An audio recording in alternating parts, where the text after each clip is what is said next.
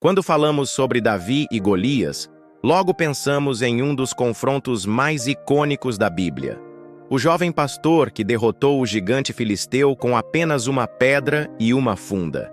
Essa história é contada em todo o mundo como exemplo de fé, coragem e confiança em Deus. Mas o que muita gente não sabe é que Golias não era o único gigante.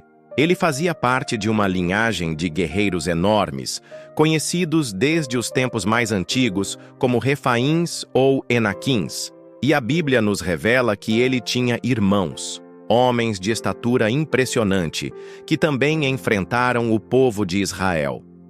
Antes de falar sobre esses irmãos, é importante lembrar do contexto de Golias. Ele era natural de Gate, uma das cidades dos filisteus, e sua força era tão temida que nenhum soldado de Israel ousava enfrentá-lo. Só quando Davi, ainda um jovem, apareceu cheio de confiança em Deus, aquele gigante caiu.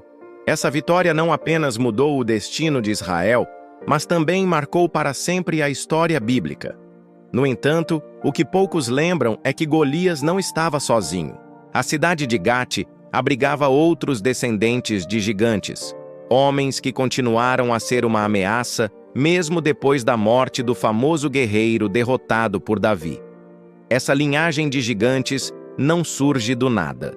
Desde os dias de Moisés e Josué, o povo de Israel já havia ouvido falar sobre eles. Quando os espias foram enviados para observar a terra prometida, voltaram assustados com o relato de homens enormes, descendentes de Enaque, que faziam os israelitas se sentirem como gafanhotos diante deles. Esses eram os Enaquins, um povo de estatura descomunal, associados também aos Refaíns, que habitavam Canaã muito antes da conquista israelita. Por isso, quando falamos de Golias e seus irmãos, estamos falando de uma continuidade dessa história.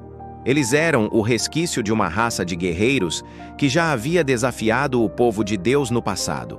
A Bíblia, em livros como 2 Samuel, capítulo 21, e 1 Crônicas, capítulo 20, registra confrontos posteriores à morte de Golias, onde outros gigantes se levantaram contra Israel.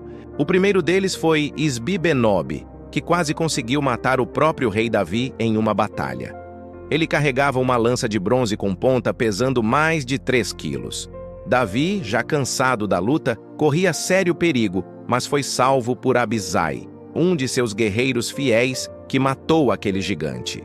Esse episódio é importante porque mostra que os gigantes não haviam acabado com a morte de Golias. Eles ainda representavam uma ameaça real para Israel. Outro gigante mencionado é Seife, também descendente de Rafa, derrotado por Sibecai, um dos valentes de Davi. Depois temos Elanã, filho de Jaaré-Oregim, que enfrentou Lami, identificado em 1 Crônicas como irmão de Golias. Isso confirma que Golias não era um caso isolado, mas que sua família e sua cidade estavam cheias de guerreiros de proporções gigantescas. E talvez o mais impressionante de todos os relatos seja o de um guerreiro anônimo descrito apenas como um homem de grande estatura, que possuía 6 dedos em cada mão e 6 em cada pé, somando 24 dedos no total. Esse detalhe chama muito a atenção porque foge completamente do padrão humano normal. Esse gigante foi derrotado por Jonatas, filho de Simeia, que era irmão de Davi, ou seja, seu próprio sobrinho. Isso mostra que não apenas Davi, mas toda uma geração de guerreiros de Israel foi levantada para enfrentar esses inimigos formidáveis. Esses textos deixam claro que Golias tinha irmãos, gigantes guerreiros que também precisaram ser derrotados. E todos eles eram descendentes dos Refaíns de Gate. No final do relato, a Bíblia afirma que esses 4 caíram pela mão de Davi e de seus servos. Ou seja, mesmo após a morte do gigante mais famoso, o povo de Deus ainda enfrentou outros grandes inimigos, mas nenhum deles prevaleceu. Agora, o que podemos aprender espiritualmente com essa história? Primeiro, entendemos que os gigantes representam muito mais do que apenas homens enormes no campo de batalha. Eles simbolizam os obstáculos que se levantam contra nós, problemas que parecem intransponíveis, inimigos que nos dão medo. Quando Israel olhava para Golias e seus irmãos, via homens invencíveis. Mas quando Davi olhava para eles, via apenas inimigos que estavam desafiando o Deus vivo, e sabia que, com fé, poderiam ser derrotados.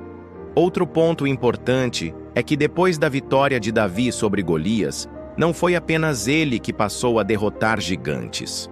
Outros homens, inspirados pela fé, também venceram esses guerreiros enormes. Isso mostra que a coragem é contagiante. A vitória de uma pessoa pode inspirar muitos outros a também se levantarem contra seus próprios gigantes.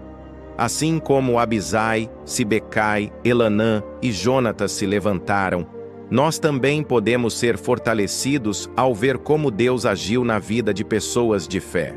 O detalhe curioso do gigante com 24 dedos nos lembra de que muitas vezes os problemas que enfrentamos parecem ainda mais estranhos e assustadores do que os anteriores. É como se cada obstáculo viesse de uma forma nova, desafiadora e até fora do comum. Mas assim como esse guerreiro também caiu, todo desafio, por mais incomum que pareça, pode ser vencido quando não confiamos apenas na nossa força, mas na força de Deus. No final, a mensagem é clara. Não importa quantos gigantes se levantem contra você, nem de onde eles venham, nem quais características assustadoras eles possuam. Se Golias caiu, seus irmãos também caíram, porque diante da fé e da coragem em Deus, até os maiores inimigos são derrotados.